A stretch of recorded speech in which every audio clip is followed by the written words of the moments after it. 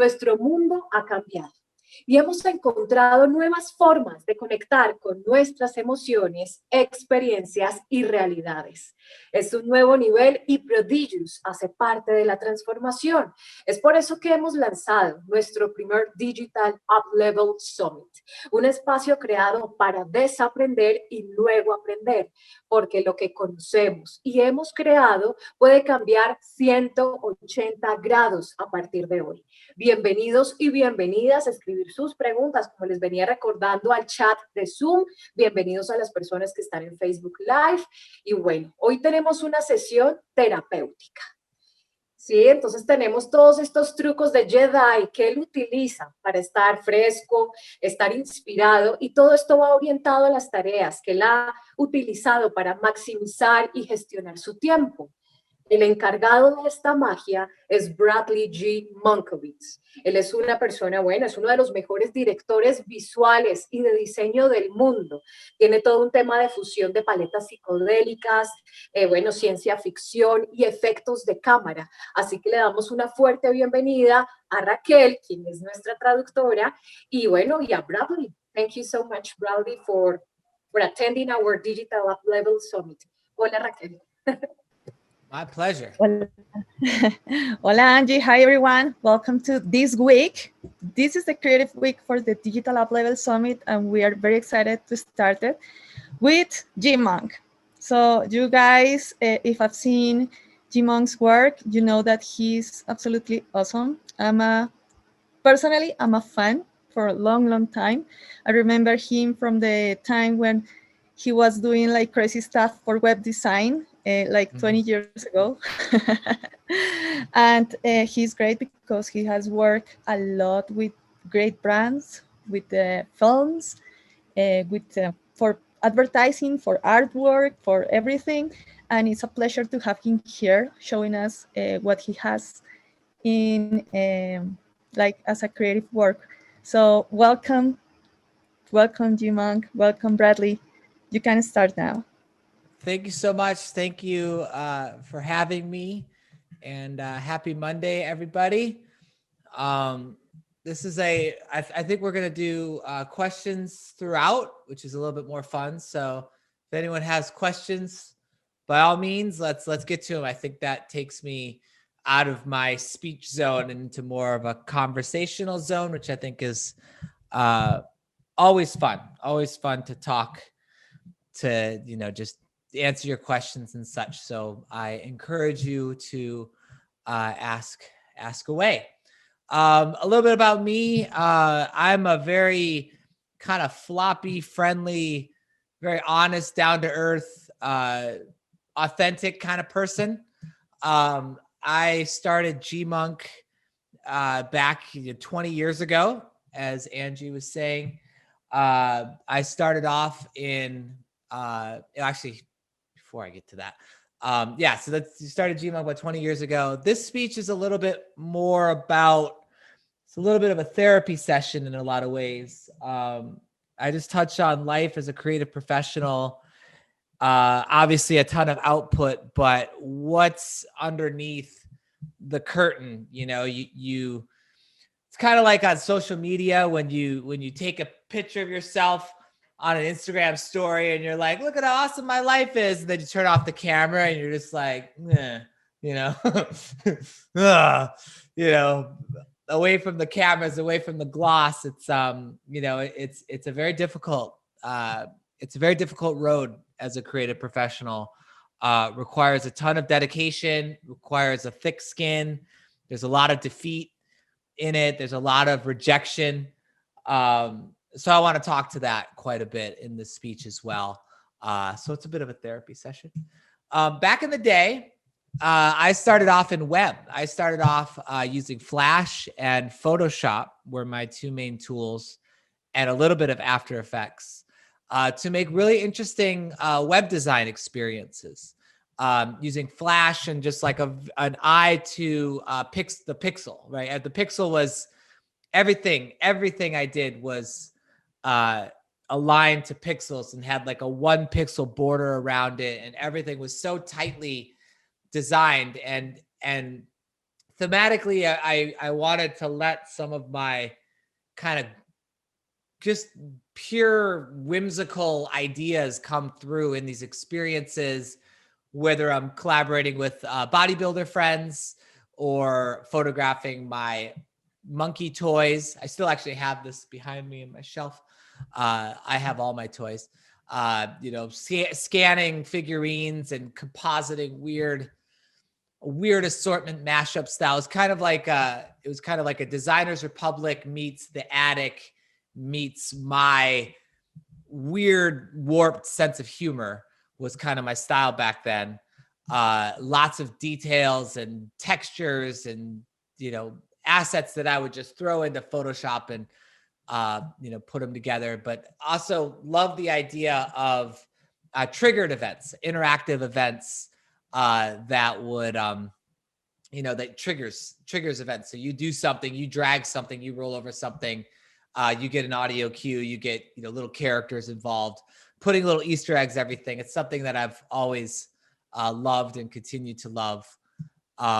You know, so after that chapter, I went to go work for Kyle Cooper, who is a very famous film title designer. He started Imaginary Forces. So I worked at Imaginary Forces for about a year.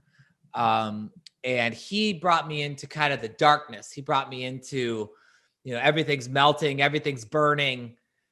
He also taught me a lot about editing, you know, kind of glitch cuts and the importance of just taking a bunch of stuff, going into edit and kind of making the magic there, were kind of the key learnings from Coach Cooper. And then from there, you know, was in the motion design scene forever, worked at all the top studios in Los Angeles. And then I was on this panel in Toronto. And these are some OGs of, you know, you got Angus Neal, Brandon Dawes, Robert Lindstrom, started North Kingdom. Brandon Dawes is an amazing data viz artist. Angus Neal started, was one of the founders of The Mill. And then on the far left is Joseph Kosinski, who is a wonderful director, feature film director, commercial director, one of the more talented people I've ever worked with. And he was liking some of my web experiences and my motion design. And he asked me if I wanted to design holograms in his feature film, Tron Legacy. So for about a year, we designed about 12 minutes of holographic content in the film. And this was in 2010, so about 10 years ago, and used all sorts of weird methods. We had an open frameworks programmer, we had a Houdini artist, a Cinema 4D animator, and then two lead designers, myself and one other guy named Jake Sargent. And we just kind of just collaborated. We were a team of 5, and we just really just hammered out so much content for the film. You know, some of it not used, some of it used in, you know, some of the more important sequences in the film. And it was just a huge learning experience because coming from a motion design background, I went into a visual effects pipeline. So all of our content needed to follow the visual effects structure, which was so interesting to learn, because it's a totally different world where you would make something like this and you know, fall in love with the detail, but then you'd say, well, no, actually the shot was filmed at a T 1.8 aperture, so half of it is out of focus, and you're like, oh, but then you learn that, you know, optical qualities in motion design are actually really beautiful. And so it was kind of a paradigm shift from, you know, the old web days of detail to this kind of accepting the optical qualities of motion design and putting them into the film, which actually is a huge learning that I carry today in a lot of my photography work and cinematography work. So yeah, we did a bunch of work for that, and then worked on a second feature film with Joe called Oblivion. And this time, instead of 3-dimensional holograms, we were doing two-dimensional interface design. So like everything was, you know, very detailed, flat, you know, gridded, you know, user experience, user interface. and just went to town on this same kind of thing. Just, 5, 6, 7 months of just tons of, patterns and symmetries. For me, you could kind of see, where the flash background comes in. You can look at lines and they have 1 pixel borders around them. And, this was done in 2013, 2014. Like, I don't really do this kind of work anymore hands-on because I'm, 10 years older, 7 years older. And I just don't, I think one of the keys as a creative is you need to understand that as you get older, you need to kind of change the way you produce art. And that is based on energy. That's based on kind of where do you want to spend your energy? Because as you get older, the amount of energy you have kind of changes. It's you kind of work smarter, not harder. And so you really just need to figure out kind of how to use that energy. And so more on that later as I get through the speech. You can kind of see how I've changed the way I produce work. Back in the day, I was an illustrator maniac. So I would go in and, do all this stuff, all this stuff. And it was no problem. But nowadays I kind of look at this and I'm like, nah, But I would happily direct this kind of work still. And I do, we still make holograms. We still, but I let the young guys do it now. But my point about all this is that, there's a lot of, you do this work for 2 years, you make blue lines, everything's glowing, dots, lines, point clouds, and then you go to this and it's more lines and dots and, schematics and, dot grids and holograms and, and then after a while, you just kind of think to yourself, you're like, oh God, like it's just kind of, I feel like I'm caught in a cycle of just doing the same thing over and over again. I'm just kind of like doing the exact same thing over and over and over. And I'm stuck in this cycle. And so you get kind of bored with that. You're just kind of like, oh, I'm kind of, I'm just kind of playing with the sand, or I'm like kicking around in the grass. I'm kind of peeing on myself, just kind of bored with it. Annoying dogs, just to kind of, fuck with dogs. Monkeys and dogs together are always so interesting. It's almost like a pairing that shouldn't exist. It's real trouble. It's real trouble, monkeys and dogs. It's just should. So what do you do? What do you do when you're kind of bored and you're kind of stuck in that cycle? What do you do to get out of that? And for me, it's through reinventing myself, right? It's by just kind of entering something new that I've never done before. And you might ask, how do you do that? Like, how do you reinvent yourself? And for me, that's through collaboration. So, the where I start is with my friends. I collaborate with my friends. So this is Michael Fullman, an amazing experiential designer, designs experiences. It's just incredible talent in that space. This is Joseph Picard, Dr. Picard. He is a cinematographer and just a amazing mind in the live action world. Phil Ranieri is a projection mapping master, was also a roommate of mine in San Francisco. So I could get all access to Phil. So I could wake him up in the morning with a lens in his face. Poor guy. Connor Grable was a amazing motion designer, musician, real-time artist. He's kind of a master of Unreal nowadays. He's an incredible talent. Peter Clark was one of my young proteges, one of my recruits. Work with him all the time. Just an incredible talent. Young kid, skateboarder, musician, drummer, motion designer, practical kind of artist. We do a lot of work together. And so, with these guys, I kind of went on this is in 2015 now. I went on kind of a all in camera light-based approach. So everything we did was practical and had to do with lights. So instead of lines, dots, and glowing 3D structures and interfaces, it was all lasers, LEDs, reflections, refractions, spotlights, lots of lasers. This is the Windows 10 logo, probably the most visible work I'll ever do in my life. We made the desktop for Windows 10. This is actually a photograph. So this is a cutout with 4 holes with a laser projector behind it, shooting lasers through it.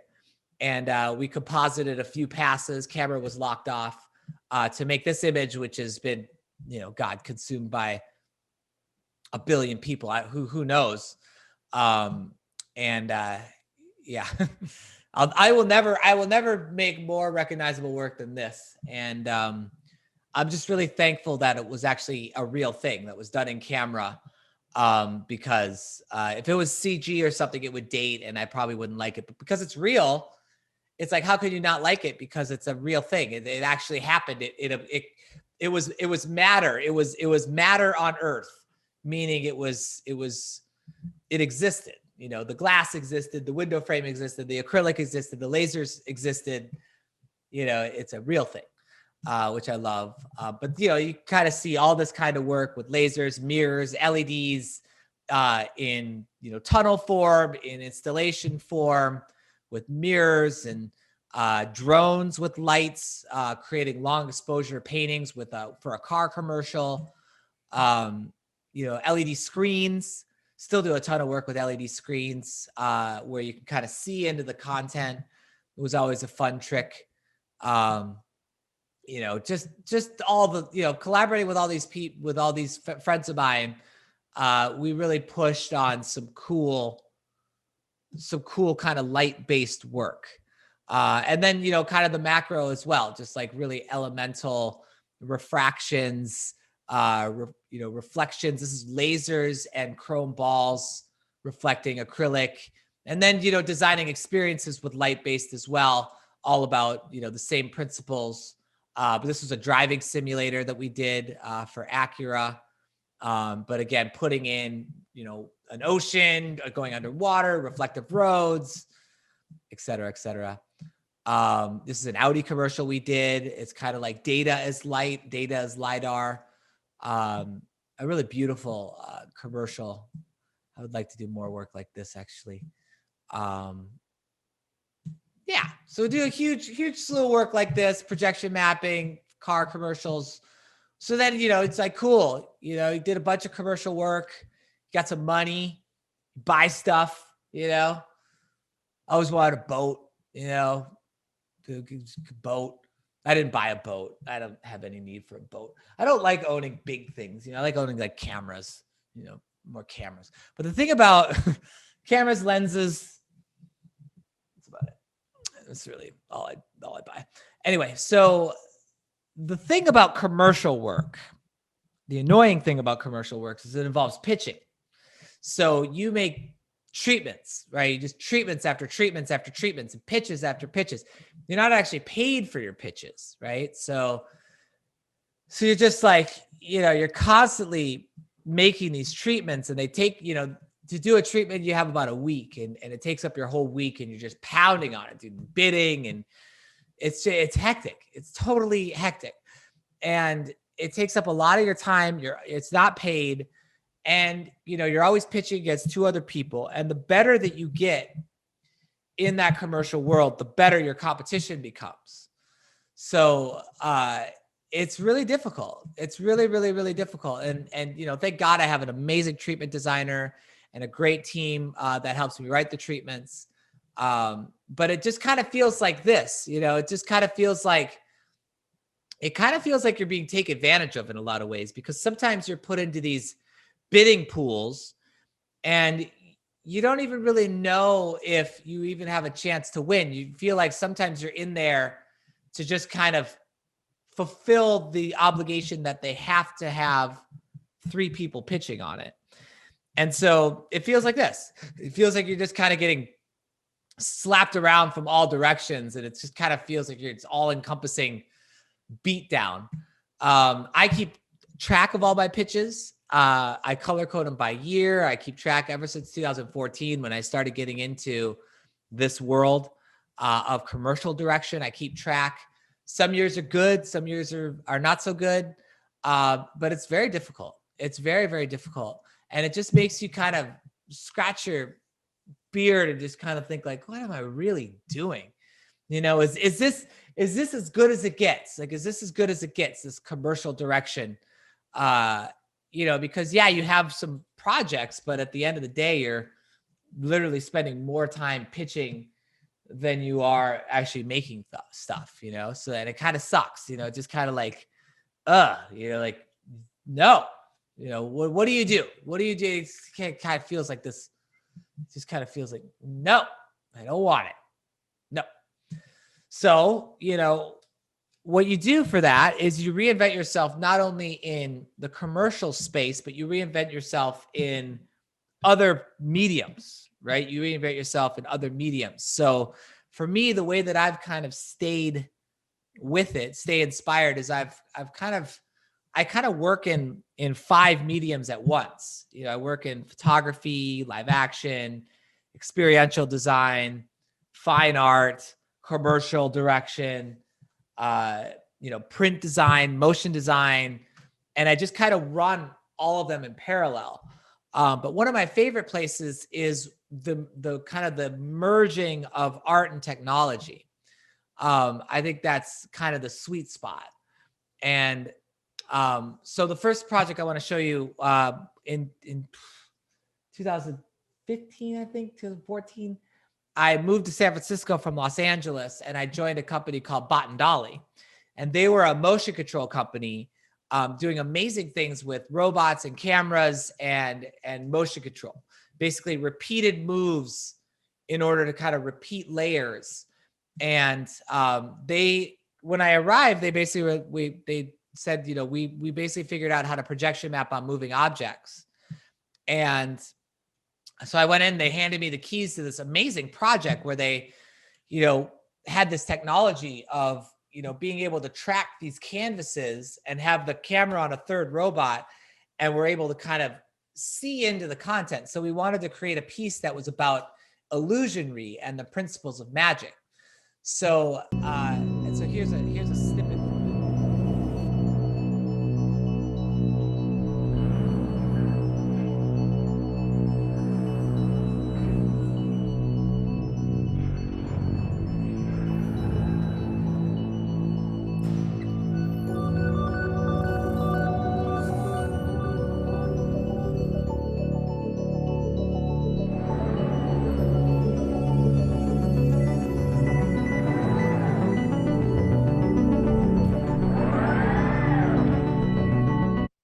Here's another example.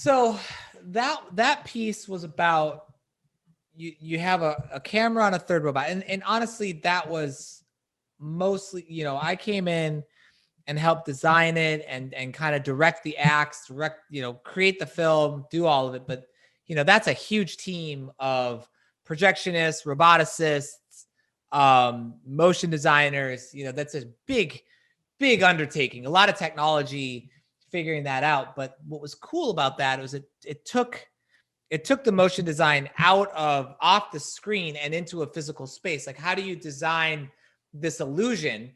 And the way that the illusion happens is because it's a flat screen, but because the camera and the screen are paired together, and the camera is tied in with the projector projecting the content, you can kind of see into the screen.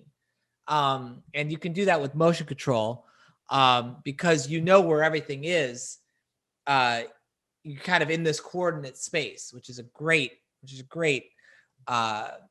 just a great technique in a lot of ways. So this one was done with VT Pro in late 2017, basically the end of 2017. And this one was, again, using these industrial robots that are usually made on the assembly line. But it was, instead of content, instead of design, it was more about light and how the absence and presence of light defines a space. Meaning, and they say this when you work with LED screens and stuff, is like, black is your God. The absence of light is your God, because then when the presence of light comes, you feel it so much more. If you're just blasting light all the time, there's no negative space, if you will. You need to have that negative space to really feel. You need to kind of have that negative space to feel that presence of light. And so this one was a kind of a ceremony in a way. We defined we established a ceremonial space, and referenced it's called telestron, and it's referencing an old Greek ritual back in ancient Greece where people would migrate, thousands of miles to this sanctuary of sorts and have a ceremony to harness the spiritual powers of nature. And in that ceremony, they basically connected with the diurnal cycle, which back then was all about, the sun and the moon and their positions and their relationship, in relationship to the seasons. So the seasons and the position of the sun and moon kind of dictates what the diurnal cycle is. And so we took all that research and applied it to a light show, a kind of a ceremonial light show, called Telestron. And it was, we basically created these gobos, these geometric faces on these robots, and then blasted the light through them to create awesome shadows and volumetric beams. And then each of the seasons was represented by a different act. And those acts kind of, had different energies about them, different color palettes, and a different message. And it was just a beautiful 7-minute show that we did in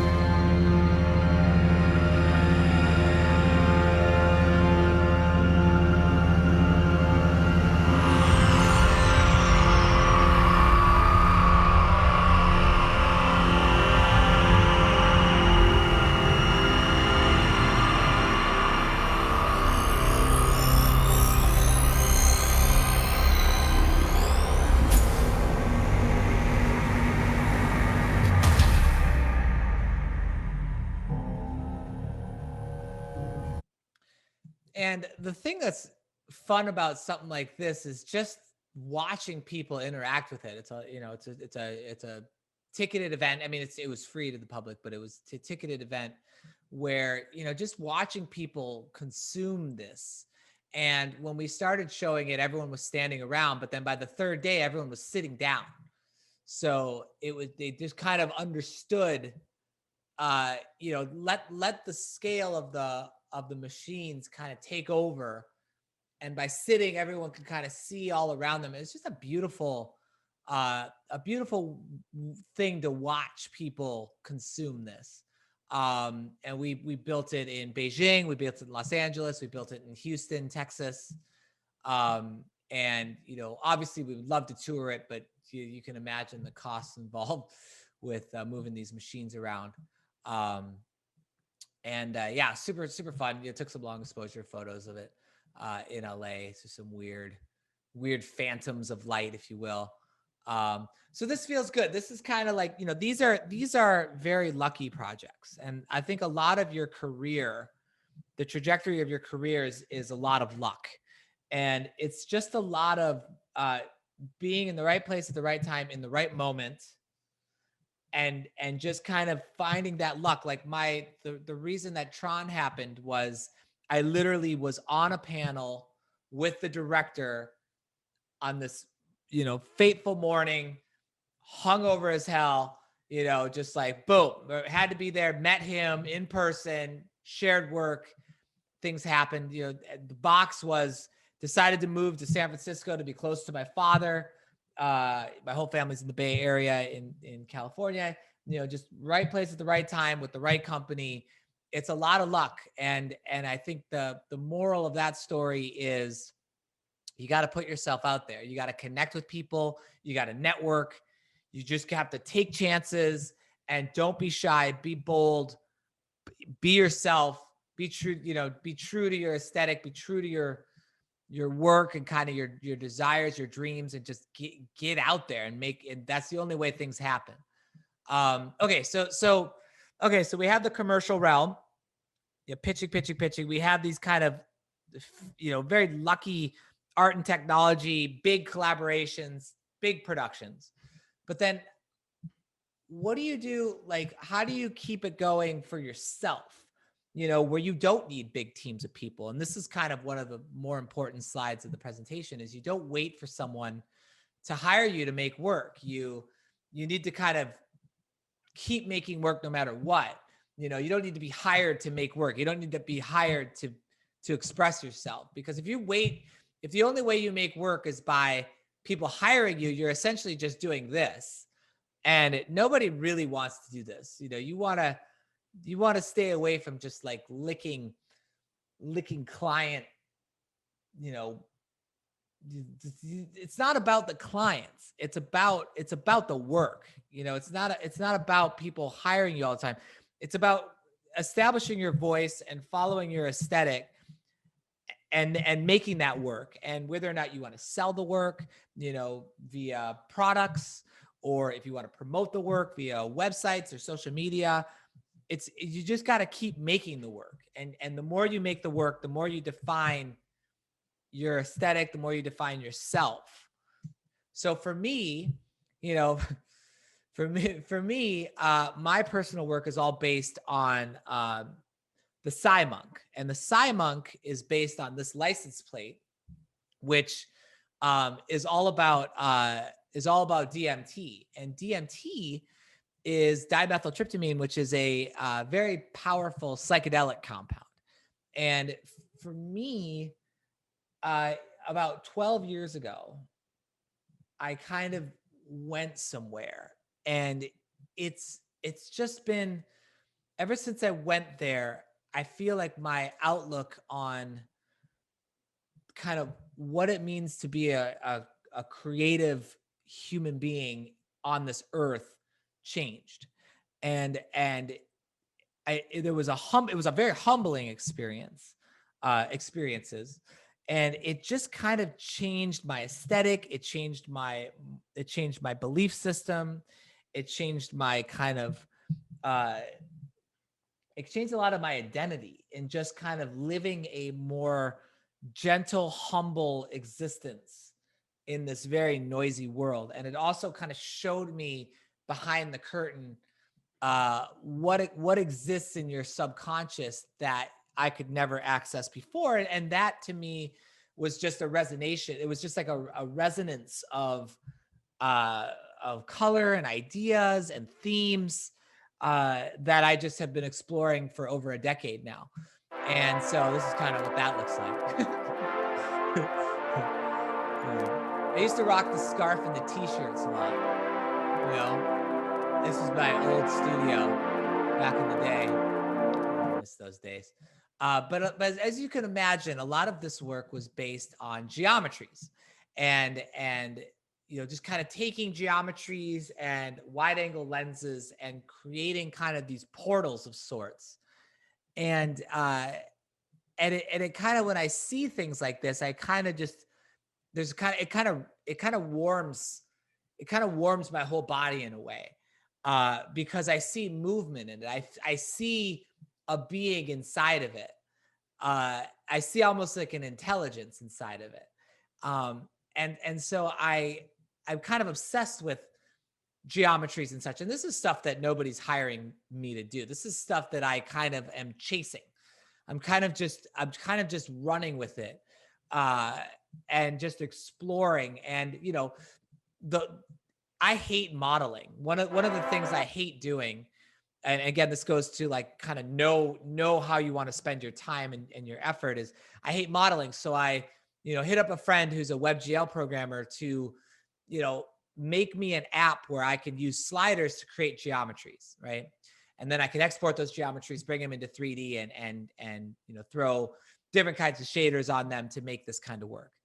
And then from there, I learned a kind of generative system called Mesh in Maya that lets me kind of generatively, parametrically model, which is way more fun than pulling points and stuff. And learned how to use fisheye lenses and these weird shaders to create this very DMT kind of palette of these kind of fractal cubes, if you will. And again, it kind of goes to kind of some past experiences. And then from there, starting to think photographically about it and to say, okay, well, how do I create movement in those faces with lensing, with camera lensing? And so by taking a fisheye lens and subdividing the geometry, where the fisheye lens and the lens distortion is created on the perimeter of these objects, you get really interesting movements. So this is actually just inside of a torus, just a simple donut, if you will. And with a fisheye lens, it becomes this double portal. And you can kind of create really interesting kind of portals, movements, if you will. And so very, very into that. And, would then take them into Lightroom and remap all of the colors to create palettes that I like. And then from there, that was called the Subdivision series. And then from there, went in to create another series called Mathographics, which was a black and white of plotting points on geometries and then moving those points with distortion, kind of pinching and pulling the meshes to create these like hot spots, if you will, of these points. And then, kind of move around inside of them just to create some kind of weird moments. Just kind of distortions and the lensing kind of creates all the distortion. And it's just an interesting exercise.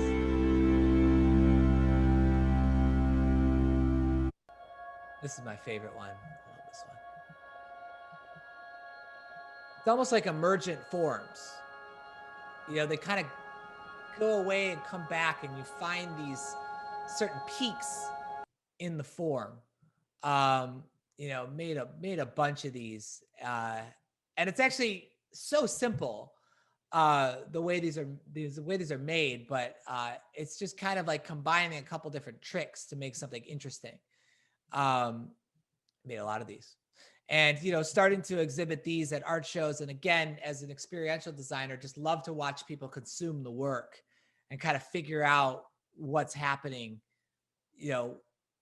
in these works. And it's just fun to see your work, large, and the bigger the better in a lot of ways, because it just lets you live in that moment that I found when I was experimenting. Honestly, one of my favorite things to do now is just get lost in 3D and just play. And if I'm ever in a bad mood, or just kind of feeling a little flat, I just literally open up Maya, which is a 3D program I use, and I just play. I just fuck around, and I just kind of find discoveries. I just discover things, and that makes me, it creates a warmth in me that as a creative, I sometimes really need, I sometimes really need it. And, so in these shows that we do, these exhibitions, I usually have one piece that is light based. So this was a show we did in Laguna Beach where we projection mapped a still piece of art, where this is actually a still that we projection mapped and kind of animated depth in that still. And then we also projection mapped a vinyl decal on the window, and just kind of, once you get movement on a piece of fine art, it really brings it to life. It was a pretty cool little piece. And then this one was for a different show where we CNC milled a parametric design based on sound currents, and then projection mapped that, brought that to life. So this is just a CNC drill bit etching into foam. And so, you bring that to life with projection, and it becomes a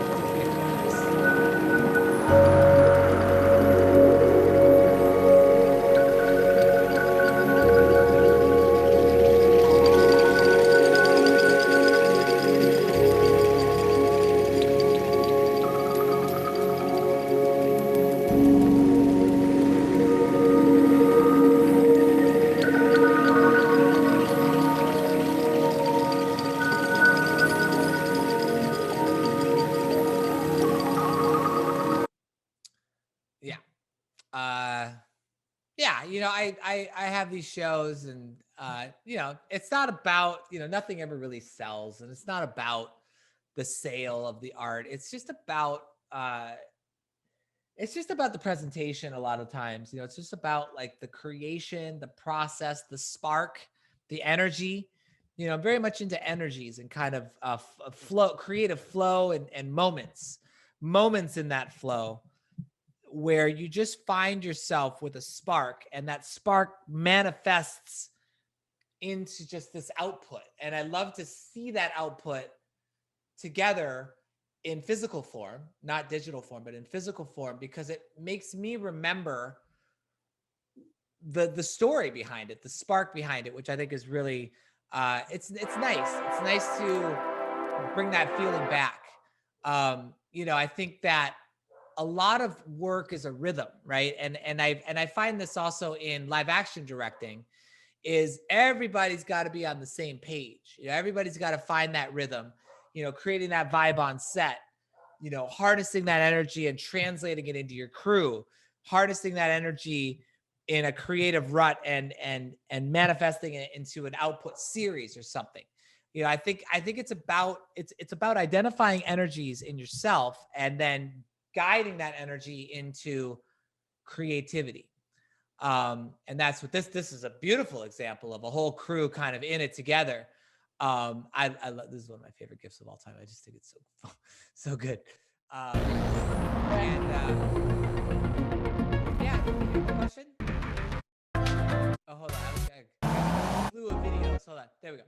Yeah, did someone have a question?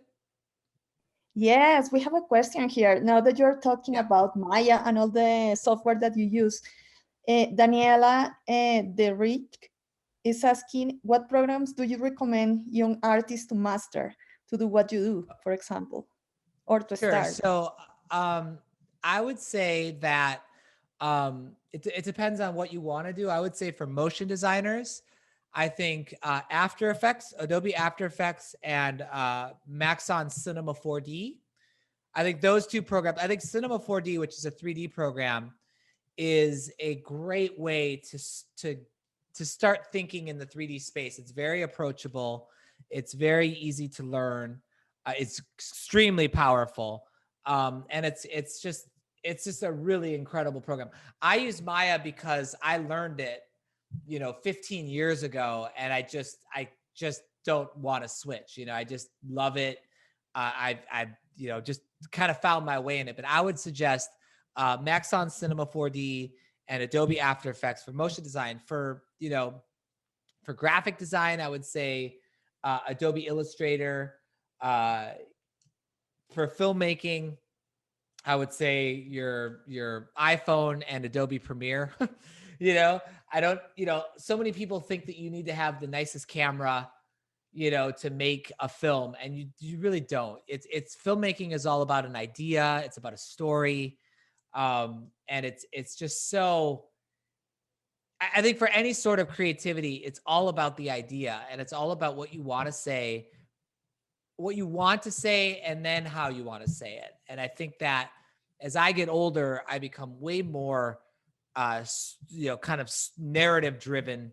It's kind of everything, and you could have the coolest shots, but if there's no narrative to tie it together, people will quickly tune out. It's like you have to have that strong story or message or some sort of connective tissue that holds it all together in a conceptual way. That's why fine art is so great, because it's so conceptual and so interesting.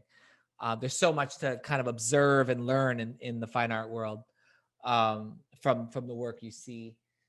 So that, yeah, I would say, but and if you want to go into real time or kind of installations, I would say a touch designer or Notch. Notch is another great one. Notch is a kind of a real time visuals, kind of creates audio reactive visuals. Unity is another good one. But I would say like Cinema 4D is a really good starting point. And there's, educational discounts and all that stuff as well that you could. Cool. Any other questions, or should I keep? Yeah, a lot of questions more, but I don't know if you want to go further. Let me see. I might skip down a little bit. Because I would probably coming up on some time, right? Let me see. Yeah. Yeah. Well, I don't know if the guys in the panel want to keep seeing the presentation, and we can leave some time for the questions later. Yeah. Okay, let me do this. Let me show you. I'm going to skip photography. I want to show you a couple more. I just want to show you these two. I'm going to skip all this. There's a lot of photography, guys. I shoot a ton of stuff. I'm really into infrared photography. But I'm not going to talk about that today.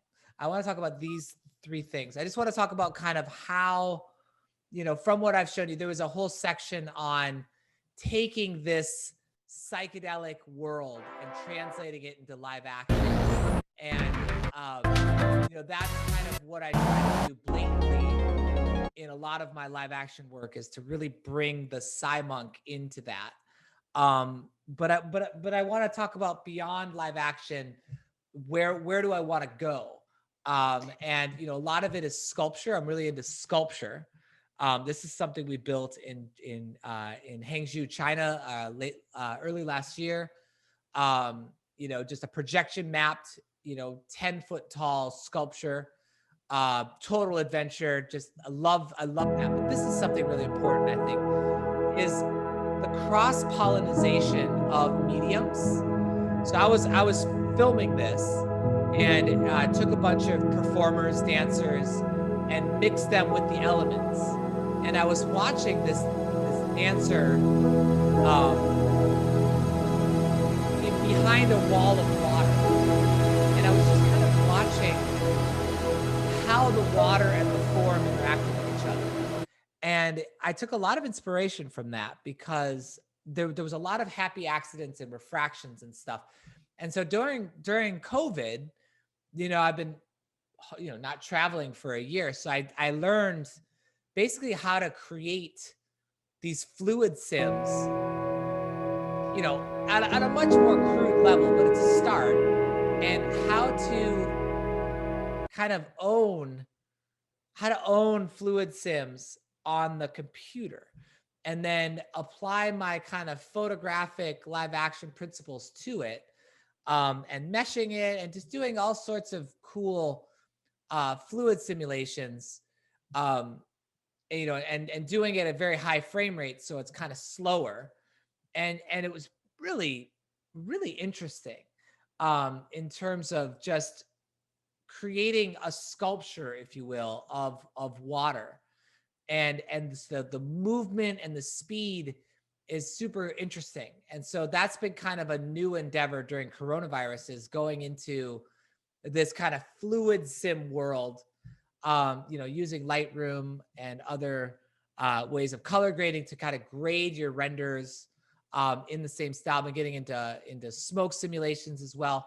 and using my photography to as HDRs to light the work. So I think my point here is that while filming, I saw something that motivated me to go into CG and to recreate something that I saw while filming. And then I apply some principles from live action and photography back into the CG. And it's just like this, it's like, it's never, there is no plan sometimes with creativity. It's just like you see something in one medium, and then it applies to another medium, and it applies to another medium. And it's kind of this endless exploration. And I think that as a creator is super important, is to be open to the accident, be open to the discovery where you don't necessarily know what you're doing. Because that kind of makes it the most fun in a lot of ways, is when you don't really know what you're doing. You're just kind of playing with different kind of ideas, and interesting things will happen. And they're not always beautiful, they're not always perfect, but they're interesting. And I'm really into the fluid simulations for sure. It's super fun. It just creates these sculptural forms that I could then mesh and light and apply depth of field, and it exists in 3D. So it's very fun. It's very fun. I'm very inspired by the elements. So, you kind of see the kind of forms you get out of these things is really cool. So yeah, I think I'm not going to go into photography. It's too long. And I think I'm ready to answer some questions. There's a bunch more, but I think I took up enough of your time. So let's answer some questions. Yeah, there are some people here who is saying that they don't matter to stay longer if you want, if you want to share something else. Okay. And I have actually a question about your pictures. Sebastian HL says that the latest pictures that I have seen from you have a really specific color treatment. Those come from a specific color camera set, or is it all post-colored? I will show you. We're going back in. We're going back in. Okay, so those are okay. So there's a type of photography that's just regular visual. It's called the visible spectrum, right? And that's normal photography, right? Nobody, whatever, landscape photography, whatever. But there's two other spectrums that exist. One is ultraviolet and one is infrared. And the infrared spectrum is very interesting to me because you can't see it with the eye, but cameras can see it. And normal cameras have a infrared light blocking filter over the sensor, because infrared light pollutes the sensor. It kind of messes up the colors. But you can modify your camera to pull that infrared light blocker off it, and then put a filter on. So this is the filter to say only see this spectrum of light, which is the infrared spectrum of light. And so by only seeing the infrared spectrum of light, it looks like this. It's a very muted color palette. And by muted, I mean just there's not that many tones in it. There's basically 3 tones. There's and what you can do is the photographs kind of look like this when they come out of camera, and then you can do a channel swap between the red and blue channels to kind of make it look normal, but then all the foliage turns red. So this is what it looks like out of the camera, and then you swap those red and blue channels and you get the red foliage. And it's just a very interesting way to see the world, because there's not that many tones. It forces you to use composition and positive and negative space to compose your images, which I love, because it's kind of brings you back to early graphic design in a way. It's very controlled. And And so it just kind of forces you, it's just a different way to photograph. It's a different way to see the world in a lot of ways. And I love the idea of seeing the unseen. I just think that's kind of a cool, it's just kind of a cool way to, this is in the winter at Bryce Canyon. So now you have everything's kind of, the kind of dead and gray, but then you have these red trees everywhere, which I love. It's just a cool, it's just a cool spectrum of light to play in. So you've heard me talk about light a lot today. This is another form of light, the infrared spectrum of light. I'm also into thermal imaging, which is super fun. And thermal imaging is all about heat. Infrared's kind of about, it is about heat, but it's not thermal. It's kind of this other spectrum of light that exists. And it's just very far to the right. It's kind of beyond the visible spectrum. It's kind of like this it's kind of heat based, but it's not thermal. Thermal is a whole different thing where you see that, this rock is giving off more heat than this rock. And if you take like a space heater and put it under the rock, then it's going to get even more heat. You see that heat as gradients, which is something we did for a Nike commercial that was super, super cool. But yeah, infrared is a very fun way. And I'm always kind of looking to plus this up in a lot of ways because, now I'm shooting infrared time lapse, making kind of animations of fog and clouds and just kind of putting you in the world. I'm getting more into time lapse and just kind of immersing yourself in this world, in these worlds where you get movements and behaviors. And I think that that's a really cool way to take it a step further. So I'm definitely doing a lot of that right now. And that'll probably be the next body of work that I do. So yeah, it's infrared. It's infrared photography. And you need a special modified camera to do that. And some filters and some lenses the lenses also need to let infrared light through without creating hot spots. So there's kind of a couple different things that need to happen in order to make those images. That's amazing. I really love that. Yeah. Well, we have a bunch of questions here. Let's do it. We have a lot of questions about your work. Another one about the way that you work in terms of the balance that you have with your regular life. For example, Nielsen says, you are taking a lot about producing bunch of work, but how do you find balance between work and your personal life and goals? Yep, we're going back in. I have a slide for that. Okay, here we go. So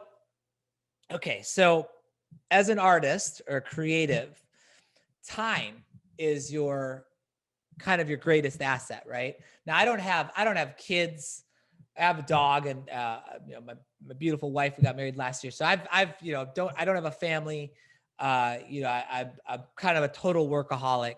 But the way that I manage my time is super, super important. And so what I do is I plan every day. Like every day is blocked out. And what I do is I color code my life. So green is in the studio. Gray is client time. And so, green is kind of one of my favorite colors, in the studio, working away. Gray is like client time. So if I have a whole, day, this is what I used to have a full-time gig at Obscura Digital. So every day was just grayed out, it was just there. At night, it was green when I go into the studio. Blue is chores. So, you can see here, on Saturday are all the chores. They're all blue. Red and purple are social is red and purple is recreation. So I want as much purple and red on my calendar as possible, right? So 4th of July with family, I'm working out. The date night actually, my wife made that. So that actually should have been a purple. But, this is all it's all color coded, right? And so the other thing I do is I have a special calendar app called Fantastical. And I could say, okay, this is what a normal calendar looks like, but I can turn off everything except for light blue and gold. Now, light blue and gold are the G-Monk Solo. And that's basically what I'm working on as like kind of personal projects in like the G-Monk world, meaning it's usually like photo sets, website collects, different like promotional items, or it's personal projects. And that exists forever. Like that is always on the calendar. It's always on the calendar. So I will go and I will plan out for months. You know, I probably have purple or golden light blue for 6 months out. So I know exactly like what I'm doing, you know, kind of off the clock. So as long as I block out all my time, I just basically am super organized with how everything is spent. And it's like, okay, yeah, right now I'm doing this talk. After this talk, I need to do this Theater X thing. After that, I need to do this Omen wallpaper. You know, I also need to do this Puffco collect this week. So, you know, did a time for that. And it's just a huge statement in organization. And that's how I just chip away at it. You know, I just understand that you just have to block out the time, make the time. I don't really watch it. You know, I maybe watch like one show at a time on TV. I don't really waste a ton of time. You know, I live in America, you know, so we have an election right now. And, you know, I'm trying to, you know, I do listen to some of that on YouTube, you know, right now, because it's such a wild time in history that, you know, just hopefully things go okay in a week. Election's a week from tomorrow. Oh my God. But I think that's a huge part of it. And also just like taking the time to promote yourself, making sure that, you know, for me, my website is a story.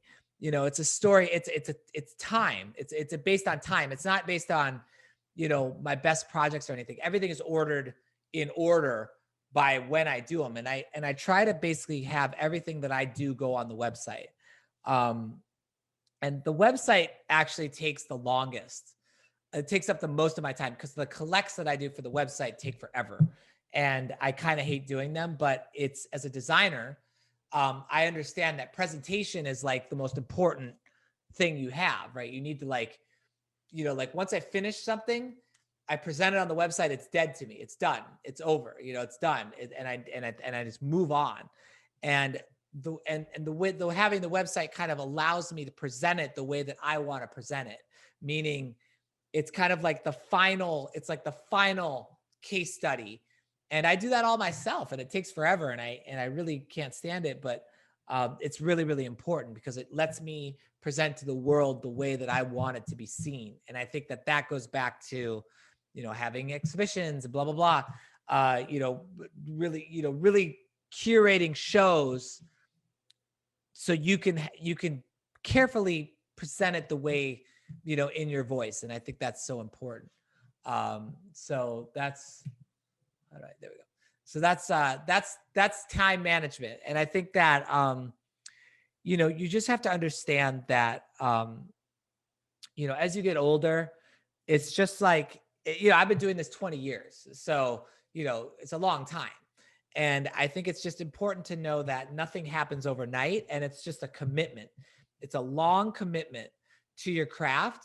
And that's how, and consistency, you know, it's commitment and it's consistency, where you're constantly approaching it with the same enthusiasm, your same energy consistently over years, and the output will be the same, you know? And so my energy changes. You know, sometimes I don't feel like doing anything, but then I say, okay, how do I stimulate myself so I feel good about it again? And the way I stimulate myself is by constantly reinventing myself, which is what this whole talk is about. That's kind of the formula that I use, and everybody's different. And I would say that, you know, take care of yourself, because your health, your energy, and your health is what you have to bring to this, right? Is your health, exercise, avoiding bad habits. You know, that'll help you bring energy to, you know, the kind of the work that you create, and by having that energy will give you more stamina to create better work, you know? So I think it's all connected. Everything's connected. And I think you just have to really observe kind of how all these things are interrelated, and that will help you have a better, more successful career. Yeah, no, totally agree with you. And actually, somebody in Facebook, Gabriela, is asking if you do meditation, for example. She's actually asking, did your trips were through meditation? Would you share a little bit more about that experience? I did not understand the relation with the car plate. She's talking about the picture that you showed of the I love Yeah. DMV. DMT, yeah. DMV. Yeah, there's different type. Okay. I love seeing the unseen. I love exploring yourself to a level that, and I think the creativity is about this. I think that exploring the unknowns about yourself, exploring the unknowns about yourself is super interesting. Like kind of seeing all of these facets of your being, is super, it's super revealing and it's humbling, right? And a lot of, in South America, there's, in Peru, there's ayahuasca ceremonies that are led by shamans, and they're used to help people cope with addiction, trauma, loss. It's heavy duty stuff, to really help people cope with, post-traumatic stress disorder. There's kind of psychedelic therapies out there. There's MDMA therapy. So I think that these substances that exist all in plants, right? It's all from plants. And it's also released in your body through your pineal gland when you dream and when you die. And so there's this compound out there called dimethyltryptamine that is this kind of, there's a documentary that was made about it called The Spirit Molecule. And it's just a fascinating topic, and has been used in, ancient civilizations for, the Mayans, the Incas, the Aztecs. It's just a very interesting, altered states. I would, when I was a kid, my mother used to sit with the Native American tribes in South Dakota, and through ceremony, it was the same thing, but it was with peyote, which was a different kind of compound, but the same idea of going into these altered states. Now through meditation, my mother always says, you don't need this stuff. You just can, do meditation, and you go to the same places. And a lot of people who are masters of meditation tell me the same thing. I've been having a hard time kind of embracing that, embracing kind of this transcendental meditation. I've tried it, and I've kind of made, steps along the way. But for me, the world of psychedelics have kind of brought me into that same world where you just kind of see everything differently. And I think that, for me, I never want to lean on it, right? I never want to lean on it as like, without this, I can't do my work, right? It's not that to me, because I don't necessarily think I need it. But out of anything that I've ever done in my life, I think it's influenced me in such a profound way, because it showed me just there's this whole other spectrum of vibrations, and kind of, you see things that you almost believe that, and it just could be your mind playing tricks on you, but it's just like, you see this whole other wavelength of movement and vibration. And then if you close your eyes, you go into these worlds of where it's yourself kind of communicating with something else, something beyond. And I've had moments in ayahuasca ceremonies and DMT trips that I will never forget. And it's just a fascinating world. And I think that a lot of what I think about when I want to express myself creatively is just always intertwined in that world. And I keep going back to that world, whether it's through material, through light reactions, through themes. it's just always there for me. And I don't know if there's some sort of divine purpose in that. You know, I don't know. I don't know, but I am very inspired by this wavelength. And it's probably why I'm inspired by infrared light too, because it's this other wavelength that doesn't exist, or it exists, but you can't see it. It kind of pairs well with this kind of deeper subconscious realm that you can only access through these kind of heavy psychedelic compounds. So this whole thing to me is, it's a spark. It's not the spark, but it's a spark.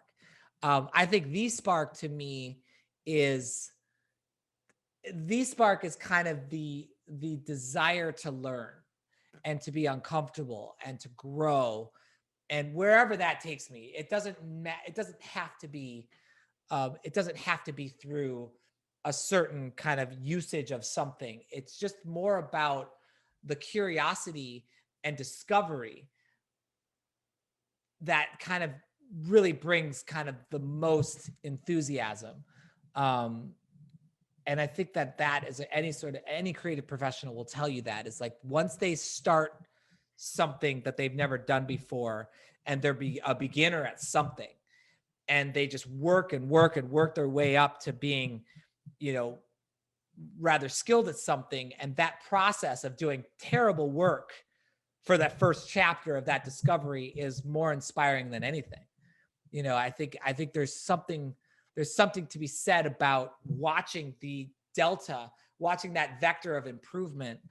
I think is so inspiring, because it's the same way with my photography. I was a terrible photographer, you know, 5 years ago, 6 years ago. Not that I'm any good now, but I'm certainly a lot better than I was 5 years ago. And in 5 years, I'll be that much better than I am now, because I'm going to work at it, you know? So I think that end goal, you know, which is always moving. The end goal is always moving. There is no end goal. The end goal is kind of like, it's always changing. But chasing kind of that moving target is kind of fun. It's kind of like a cat, you know, chasing a laser. You know, you're just kind of like bumping into walls along the way, but it's just kind of fun. You know, it's a fun adventure. Okay, great. We have a lot If that of made any questions. sense, I hope that made sense.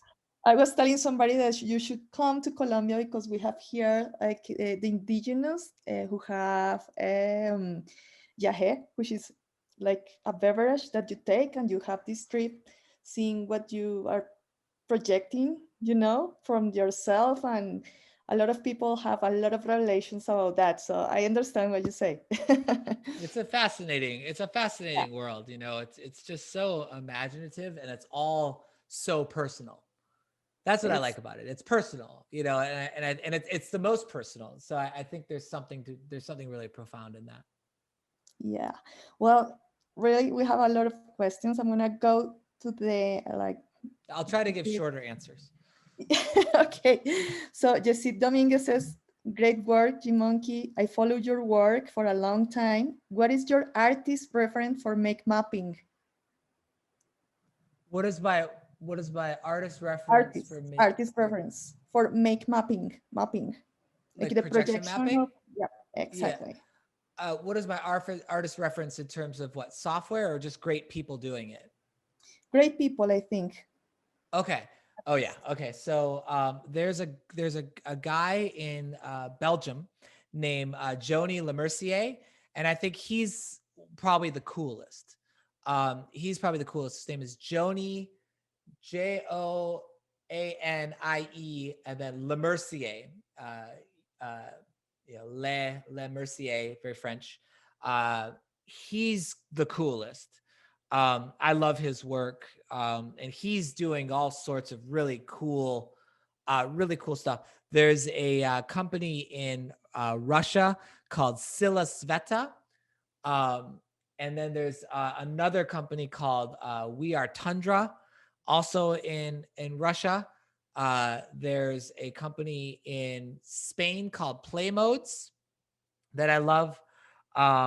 There's an artist in, I think he's in Los Angeles. His name is Rafik Anadol. He's incredible. He does a lot of data visualizations and kind of GAN algorithms and machine learning and really beautiful projection work. And then there's a ton of Team Lab in Japan are really amazing at projection mapping. I think that the projection mapping nowadays. And there's and Theoris. Theoris is in France. Theoris is doing incredible stuff, very similar to what we did with Box, where they're kind of pairing virtual cameras with the content so you can see into it. And then, if any of you watched the new show, The Mandalorian, you watch some of the behind the scenes of that, because they took LED screens, LED environments, and with virtual cameras, and they were kind of seeing into these environments, and just incredible technology. And it's the same kind of thing that we were doing in Box, where you see into the content, but they're using that for sets. And they actually use that on Oblivion as well. In the Sky Tower, they had a whole projection dome that they used as an HDR to light the whole set. And so it's just like, these techniques that you see in CGI, computer graphic imagery, apply to live action as well. And the way that ideas are kind of shared between all the mediums is so cool. So yeah, those are some. I can email you a list if you want. If some of those are probably hard to spell. But yeah, that's kind of where I would start. There's a ton. There's a lot of photographers that use it on, projecting on bodies and, beautiful work like that. Okay, thank you. Okay, we have here Gabo Chiriboga. He is asking, what render engine do you use to or recommend? Which is better, generalist or software specialist? I think that I use Redshift. I have a PC with strong graphics cards. I think that they call them GPUs, which are graphics cards, graphics processing units. That's kind of the wave of the future. You can see a lot of real-time rendering engines using these GPUs, to render. So Redshift, Octane, I think are probably the fastest and kind of best. Arnold is super slow, but beautiful. There's other ones like Maxwell is very good. Corona is very good, but I would say Octane and Redshift are kind of the two best. Now, Cinema 4D, which I was recommending as a starter 3D software, that has Redshift built in. Maxon, the maker of Cinema 4D, they acquired Redshift. So there's a nice pairing there. And I would say, in terms of specialist and generalist, I would say, like, it's just a matter of what you want to do. Do you want to kind of fit in to the industry and kind of work in the industry and learn and then kind of figure out what you want to do? Because if there's nothing that I think the key to all of this is to know what makes your heart sing, right? Like, you need to know what is it that gets you going? What is it that just makes your heart sing? And so if you know what that is, then I would say be a specialist and specialize in the one thing, or the one kind of aspect of CG or motion design that you love, that just makes your heart melt. If you don't know what that is, then maybe it's better to kind of be a generalist, get into the industry, and just work your way to that discovery, because all of this is discovery. All of this is you knowing exactly what you want to do and putting it into practice. It's like, I've kind of said, I started off in Flash and motion design, and then just said, I'm bored of this, and I just branched out and I said, okay, I'm going to do 5 different things, and each one I was a generalist at when I started, and then over time, through consistency and commitment, I got a little bit more specialized in things, but then, factor in the age and kind of factor in, that my energy is changing, then I kind of said, okay, I need to direct this stuff because otherwise I can't, I need the way that I stay productive is I have a lot of different groups. I have a lot of different teams that I run with, kind of like I run with a lot of different groups, and we are all constantly sharing information with each other. So I have like 10 things going on at the same time that I'm kind of contributing to, and they all kind of run in parallel. And, I think that's a great way to go. A couple more people to check out that I love is Ruben Wu. Ruben Wu is a photographer that uses drones as light sources and does like these incredible long exposure animated light sources in these crazy parts of the world. Ash Thorpe, who you probably all know, is just incredible creative force in motion design, in matte painting, in automotive design, just incredible creative. Beeple is a motion design legend, making the everydays and just incredible output, daily imagery. Because there's so much talent out there. If anybody goes on Behance, or go on Pinterest and just take it in and take in all of that reference, take in all that inspiration, categorize it as much as you can, look at it, study it, break it down, and just find where your voice fits into there. Find what your message is and how it kind of fits into this world, this creative world that we live in. And just don't put too much pressure on yourself. Don't put too many expectations on yourself. Just find the joy in creating. And the more joy that you bring to creating, the better your work will be. It should never feel like a chore. It should never feel like a kind of something that you don't want to do. It's like you need to bring that joy, wherever that joy comes from, into your practice. And the more happiness, the more energy that you have in that world, the more inspired your work will be, and the better your future will be. It's just like, you got to find that joy. You don't, like, when I first looked at stuff, when I was 23 years old, I was looking at the works of Chris Cunningham and Spike Jonze and Mark Romanek and Jonathan Glazer and Designers Republic and The Attic. And I just looked at all of it and I said, where's my place in this? Like, how do I find, like, where's my place in all of this work? And I said, okay, I want to edit like Chris Cunningham. I want to find like the soul of the work, like Spike Jonze. I want to design like the Designers Republic. I want to layer like The Attic, and I want to cut like, I want to be inspired by kind of that Aphex Twin old electroclash music and like put it all together into this voice, into this output, into this message. And because those inspirations were so strong, and because there was so much joy in exploring those inspirations, I think the work had a uniqueness to it that resonated. And I think that as creators, you just need to thread all of it together and find that and find that energy. And I think you'll be okay. I sound like a motivational speaker. I feel like I should have like some workshop in some hotel basement, like with a bunch of people sitting in the chairs or something. Definitely. Well, it's very inspirational, at least for me. Okay. I have a lot of questions. Sorry, guys, if I'm taking so long to answer, to put the question. But I have Daniel Cascante. He says, greetings.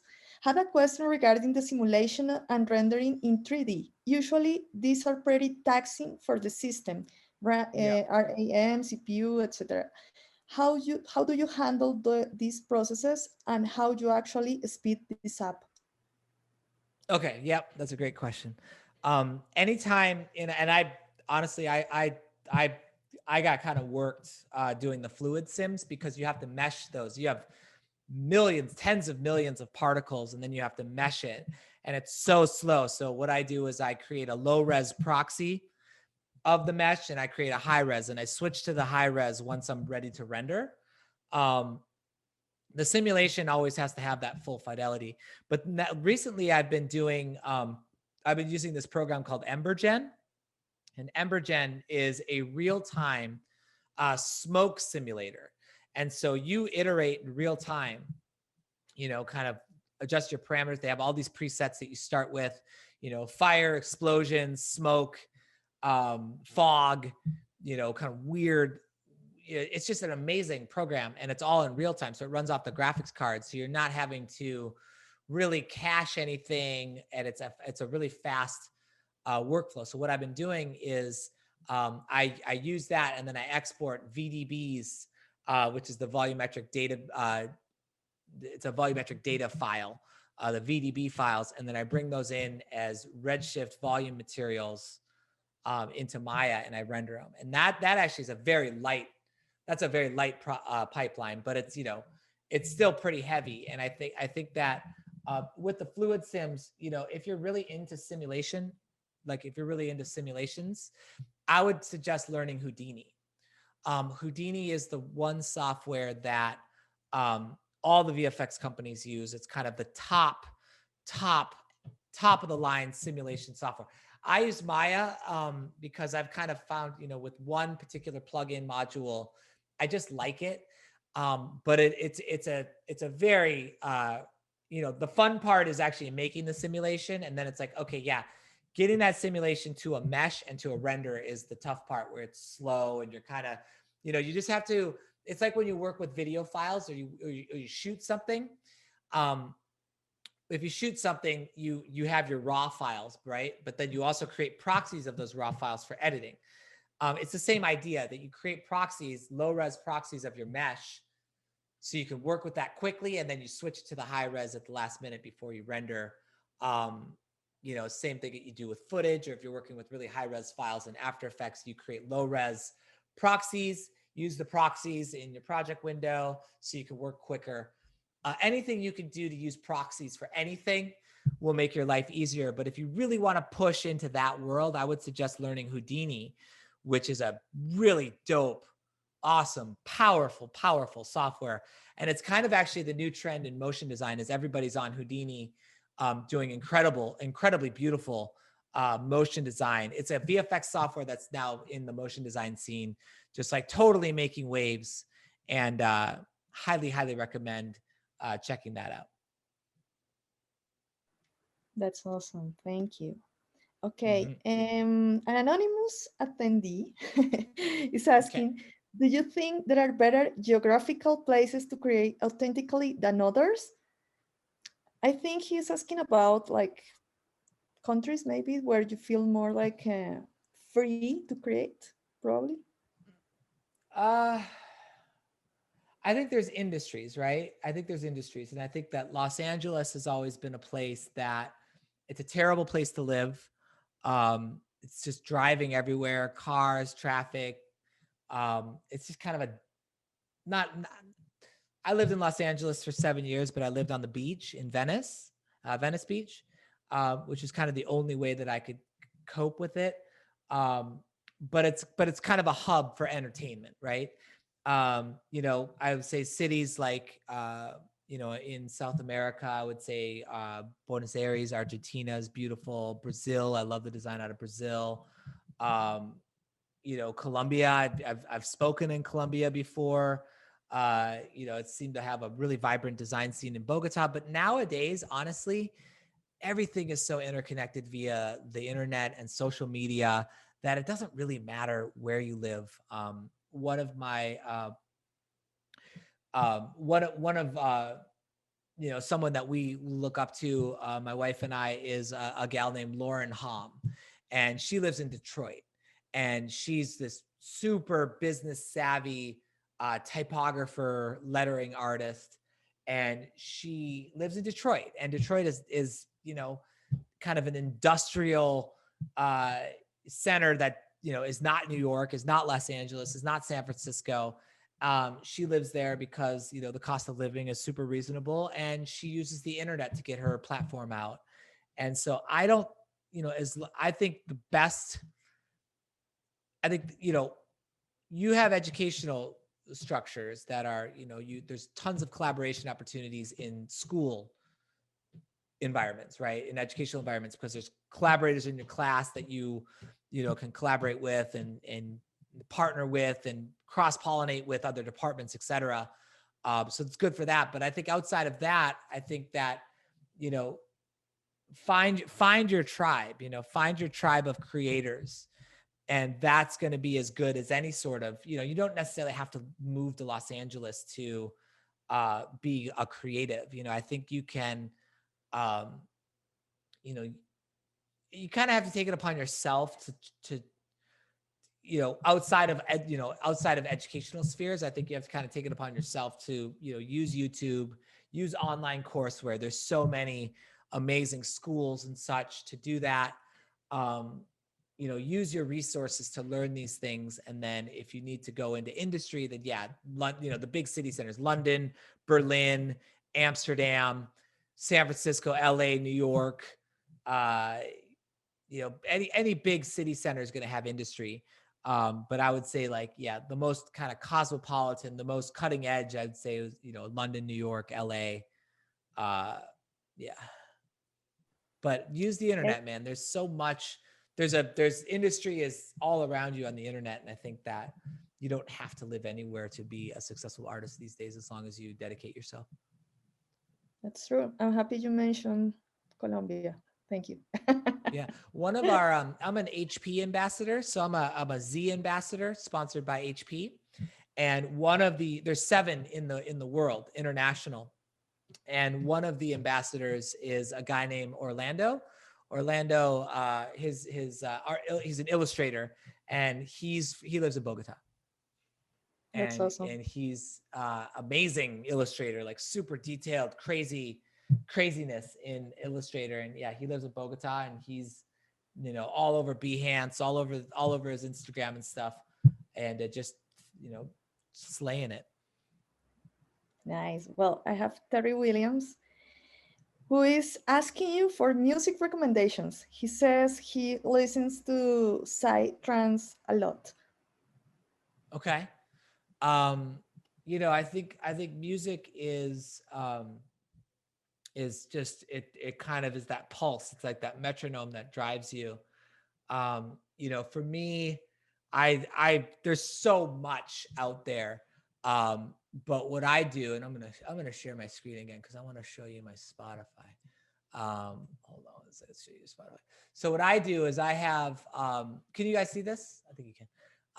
I have these 6 playlists that I've had. If you look at the oldest track the first track that I added to these playlists was in 9 years ago. Okay, 9 years ago. There's 500 songs. This is synthesizers. This is up tempo. 700 tracks there. This is down tempo. This is old school. Like, this is fun stuff. If I'm pissed off or something, I'll turn on this. This is all my psychedelic stuff, 158 songs. There's another playlist that I have that I'm really, really loving called Floating Alone, another 115 songs. These are just playlists. And then there's SoundCloud. I love DJs. But I would say, artist wise, I love Ben Lucas Boyson, Aphex Twin. For the kind of stuff that you want to listen to, this might be a little bit more down tempo. Brian Eno, classic. Anybody on Ghostly, I really love. Cliff Martinez is a composer. Dominic Uhlberg, really beautiful work. Hans Zimmer, classic. John Hopkins, incredible. Love John Hopkins. Johnny Greenwood, really interesting. Lossel, another Ghostly artist. Motorrat, one of my favorites of all time. Nils Fromm is Pilot Priest. It's like synth ballads. Stars of the Lid. Oh shit, yeah, Stars of the Lid, dude. Oh my god. Okay, this would be my number 1 recommendation for you. Is Stars of the Lid. This shit is unbelievable. I love this. Is kind of old school. But man, Stars of the Lid really, really makes my heart sing. Steve Hochschild, another ghostly artist, really hectic, kind of psychedelic synthesizer work. You know, I think that's all the psychedelic world. And then, for synthesizers, I could go to my Spotify. It's just my username is Munkowitz, Bradley G. Munkowitz on Spotify. Look at some of my public playlists. All my psychedelic stuff is on Flight School. That'll get you started. And then, up tempo, down tempo, synthesizers, and retro are my 5 playlists. Public, open source, go enjoy. Well, Terry is happy about that, and he's saying he's screen recording. So maybe Terry just need to go to Spotify. Yeah, Spotify's great. SoundCloud is also great for like DJ sets. I love the Residential Advisor, Robot Heart. I go to Burning Man every year, so Leaper is just kind of the staple there. Music is a huge part of all of this. So it's kind of what drives the whole jam. You gotta curate the music for your jams. That's for sure. Oh, definitely. Well, Jose says, is asking, you said that in your work you can see beams. It is like almost your intelligence on it. My question is, where is human intelligence beaming to? Oh man. I think nowadays, that's a very interesting, thoughtful question. I think nowadays we all need to pivot. There's creativity, and creativity is the spark for all of our, thinking in interesting ways, exploring concepts, exploring techniques, all of that. But I think all of us need to really look at our place in the world and really examine kind of how is this planet going to survive. There's too many people, there's too much waste. Imagine where we would be right now if plastic wasn't created, and biodegradable plastic back in the day, before it was a perpetual system, was the alternative. Here in the Bay Area, styrofoam is banned, plastic bags are banned. Every meal that you eat out is compostable cutlery. It's just like we need to teach our children that sustainability is the most important thing we can do right now, because the health of this planet is in jeopardy. And say what you want about coronavirus, say what you want about how it started, but those wet markets where people are abusing animals and having them drying, it's a grotesque practice. And we need to all find respect. We need to respect living systems, and we all need to kind of pause and go back to the way the natives lived. Not that that's possible now, but I'm saying that we need to take inspiration and practice from the way they used to do it before all of this crap that we've added to the world, and just kind of find a way to make a difference. One of our big resolutions for 2021 is eliminate plastic waste completely in our household. And that is very difficult, because anything you order online comes in plastic. It's impossible to do it completely, because everything is in plastic, and it sucks. But just the effort to really minimize, we're trying to not order things on Amazon anymore. We're trying to actually go to stores or support local vendors. It's just like we're trying to localize our footprint, get energy from the sun, let that power our computers and our fans and our air purifiers, whatever, our cars. We're doing everything we can to just minimize our footprint. I've been, vegetarian for 25 years. I'll never eat a cow. I'll never eat a pig. I'll never eat a chicken. I just really, I think that's kind of a key in terms of how we live our lives. I think that's actually a really important thing to look at now, is really take seriously, how are we going to combat climate change? How are we going to reduce our footprint? And how are we going to raise our children to be the leaders of the new generation that are going to push that agenda? And the good news is that that next generation, that younger generation, has grown up with it. Thank God.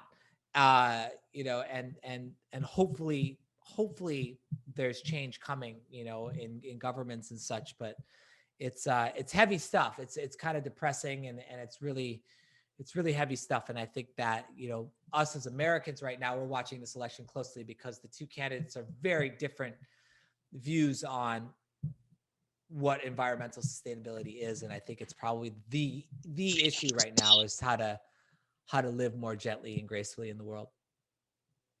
So that's where those beams are going. Yeah, well, I'm happy you're talking about that, because we should pay attention to those things. Okay, sorry, I had some problems with my internet, but I have two questions that actually are related. Since I'm from my cell phone now, I can't see it, but I remember them.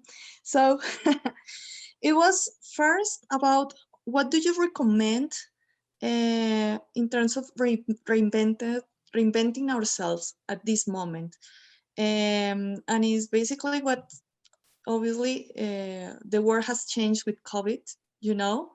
And the other thing is that Deodran is asking if you have any projects right now related to that new moment that we are living. Yeah. I think for me, because I'm not on set anymore, you know, there's no live action shoots on set. It's all kind of, everything is kind of shrunk down. And so it's given me a lot of time to learn new things in the CG realm, in kind of the art realm, and also for photography, for personal photography. You know, I've been going out doing new things with infrared time lapse. It's super interesting to me.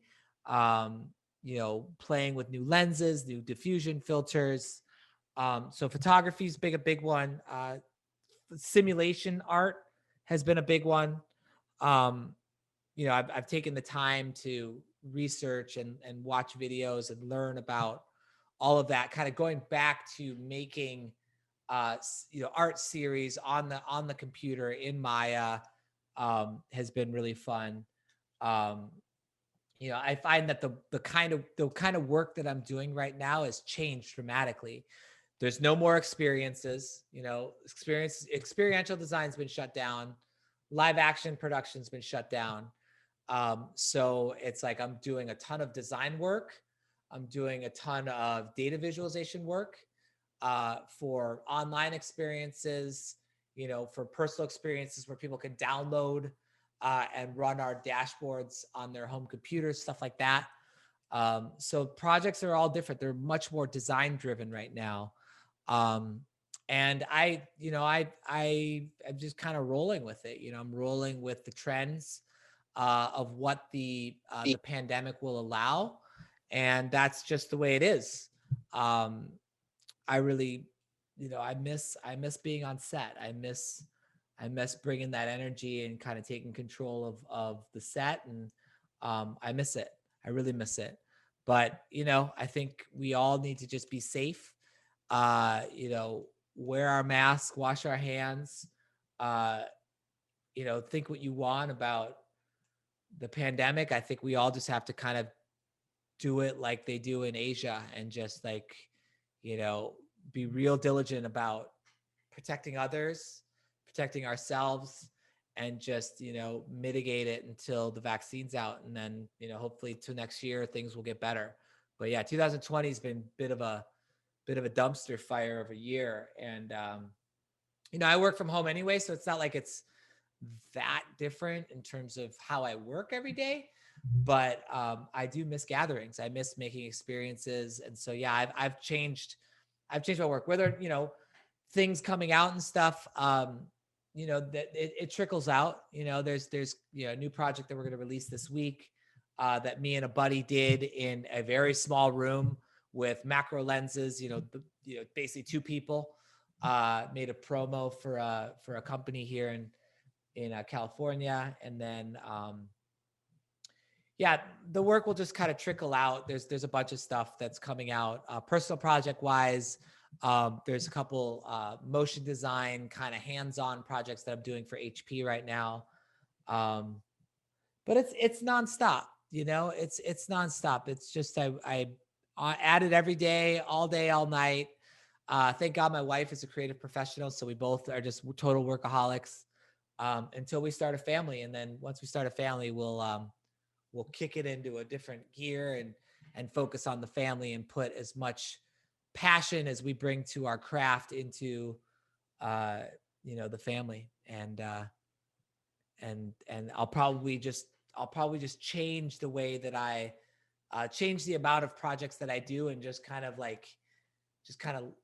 I'll just kind of change the setup. And you saw from my calendar and the way I approach everything that I'm very structured, and I'm very methodical about how I do everything. And I think that I'm always kind of architecting, like I'm always kind of the architect of it. And that'll continue to evolve with kind of the endeavors that we take on in life. Okay, well, I think that's all. Thank you so much for having the time to be with us. Of course. And answer all questions.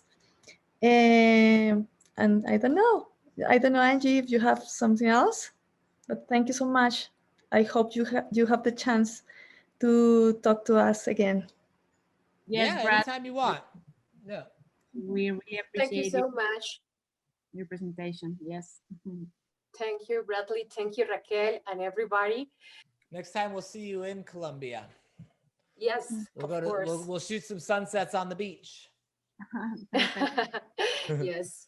Also, sure. you Sounds can come nice. to Costa Rica. We have beautiful places here. That Also too. Costa We'll do it in the same trip. Be awesome. Thank you. Stay safe, Bye. everyone. Take care. Bye. All right, bye.